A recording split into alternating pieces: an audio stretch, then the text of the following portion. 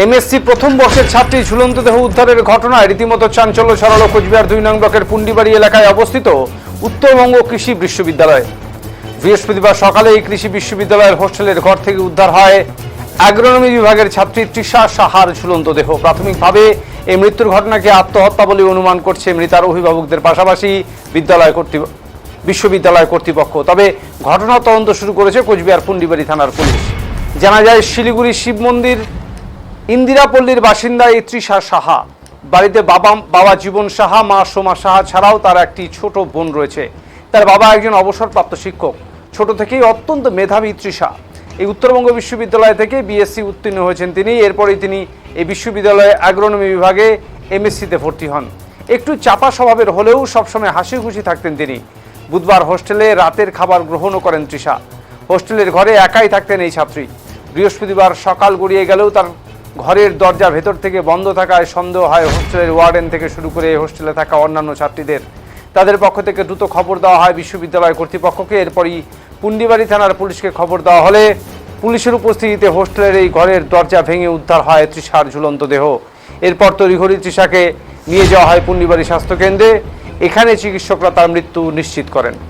হতাশা থেকেই এই আত্মহত্যা বলে মনে করছেন মৃতার বাবা, মা সহ পরিবারের অন্যান্যরা। তবে মৃতদেহের ময়নাতদন্তের পাশাপাশি এই মৃত্যুর ঘটনার তদন্ত শুরু করেছে পুন্ডিবাড়ি থানার পুলিশ।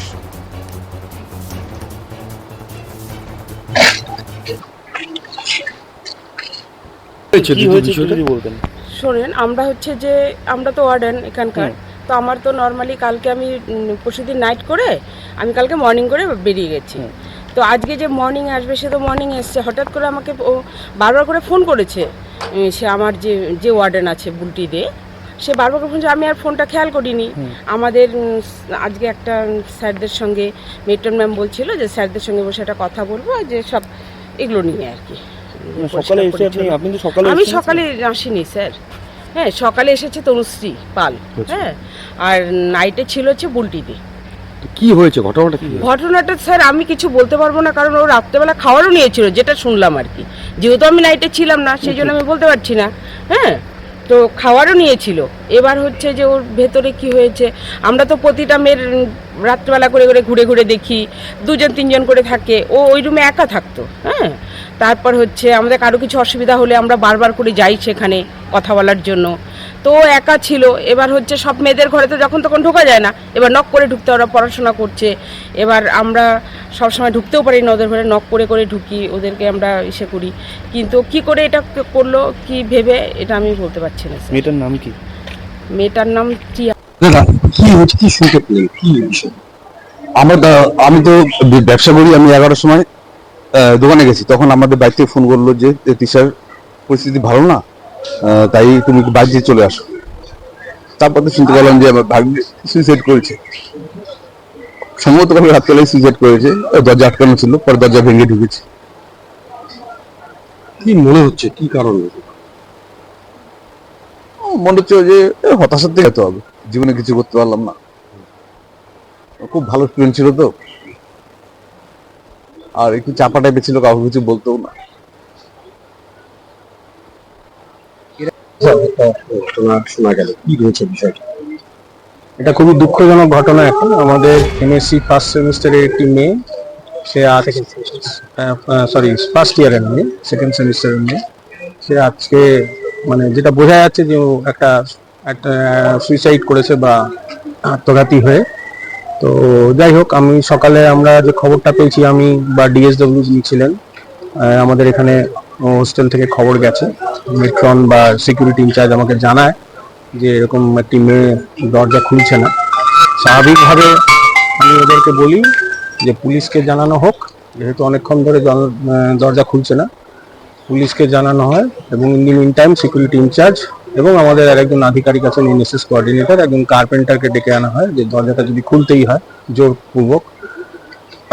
তো ওনারা পুলিশ আসার ঠিক 2-3 মিনিট আগে ওনারা ওখানে খুলতে বাধ্য হন, কারণ ওখানে সব মানে পরিবেশ এমন একটা তৈরি হয়েছিল, সবাই কান্নাকাটি, চিৎকার চেঁচামেচি করছে। ওটা সঙ্গে সঙ্গেই পুলিশও আসে, পুলিশের প্রেজেন্সেই দরজাটাকে খোলা হয়।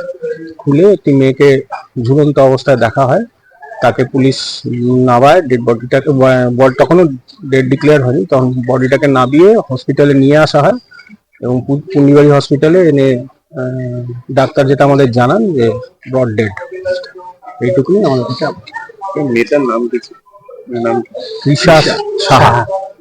কোথায় বাড়ি কোথায়? বাড়ি বর্তমানে ওরা শিলিগুড়ি। এর আগেও কি এরকম কোনো ঘটনা এই মেয়েটির বা কিছু এরকম হয়েছিল? না, সেটা আমাদের একদমই জানা নেই কোনো এরকম ঘটনা। কোন ডিপার্টমেন্ট ছিল? Agronomy department. কখন জানতে বললেন? আমি শুনেছি 11টা একটু আগে, 5-7 মিনিট আগে। আজকে কি শুনতে? মানে এখান থেকে ফোন করা হলো যে এরকম আপনারা চলে আসুন, আপনাদের মেয়ের পরিস্থিতি ভালো না। তারপরে কে একজন বললো যে এরকম দরজা ভেঙে বের করতে হলো। হ্যাঁ, এইটুকুই শুনলাম। তাও আমরা তোর সঙ্গে সঙ্গে চলে এসেছি।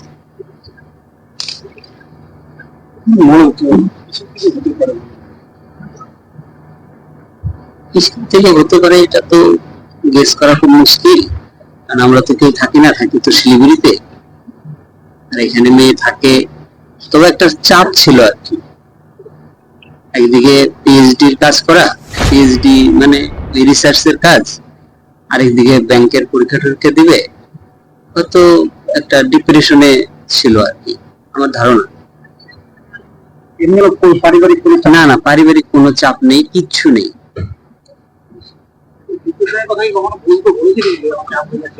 না, ওটা মাঝে মাঝে বলতো যে এত চাপ, কি পরীক্ষার পড়া করতেই পারছি না, কলেজের পড়া করতে করতে আমার অবস্থা টাইট, এগুলোই বলতো। আমরা বুঝাতাম যে একটু চাপ তো হবেই, আর তো 1টা বছর করে বেরিয়ে তারপরে চাকরির পরীক্ষা তো দেওয়াই যাবে। চাকরি পরীক্ষার চাপটা একটু হ্যাঁ, আর একটু বেড়েছিল। কথা হতো ফোনে? হ্যাঁ, ফোনে সবসময় কথা হতো।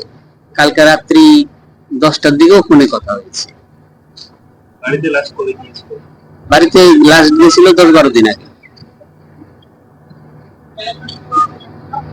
কালকে রাত্রে কি কথা হয়েছিল? ওটা আমার মেয়ের সঙ্গে কথা হয়েছে, আমি ছিলাম না বাড়িতে। হ্যাঁ, মেয়ের সঙ্গে তবে কথা হয়েছে। আপনার জি মেয়ে। না না, আমার সকাল 11টার দিকে একটা ছেলে ফোন করছিল, বললো যে আপনাদের মেয়ে হসপিটালে ভর্তি, তাড়াতাড়ি আসেন, মিসেস কে নিয়ে আসেন, ওর বাবাকে বললো। এইটুকু। আমরা তখনই বুঝে গেছি যে কিছু একটা হয়েছে, কারণ সকালবেলা আমি অনেকবার ফোন ট্রাই করছি, 22 বার, কিছুতেই ধরে না ফোন। প্রতিদিন 6টার দিকে আমি ডাকি আর কি, ঘুম থেকে ওঠ, মাঠে যাবি, কাজ আছে। হ্যাঁ, কালকে দিনে আমার সাথে অনেকক্ষণ কথা হয়েছিল, 11টা 11:30টার দিকে। হাসা কত গল্প গুজব করলো। রাতে আমি রুটি বানাচ্ছিলাম, যেন ওর বোন কথা বললো যে আমি ব্যস্ত আছি, কালকে সকালে 6টার দিকে ডাকবি, একটু ব্যস্ত আছি। এই তো, ওর বোন কত হাসাহাসি করলো, গল্প গুজব করলো ওর বোনের সাথে। বলে না রাখি, বলে না কেন রাখবি, কেন, কথা বল, আর একটু কথা বল। কি মনে হচ্ছে? ডিপ্রেশন থেকে, আর কিছু না। কোনো সময় কি সেই বিষয় নিয়ে আপনাদের সাথে আলোচনা করেন? বলতো যে জেনারেল কাজটা আমি চাকরি বাকরি আদৌ হবে কিনা, বাবার বয়স হয়ে যাচ্ছে। না না, কে শত্রুতা আমি করবে, কারো কথা নিন্দা করতাম, সবার সুনামি করতো কলেজ ছেলেদের সময়। কারোর সাথে ভালোবাসা? না না, ওগুলো তো নাই, ওগুলোর মধ্যে যেতই না।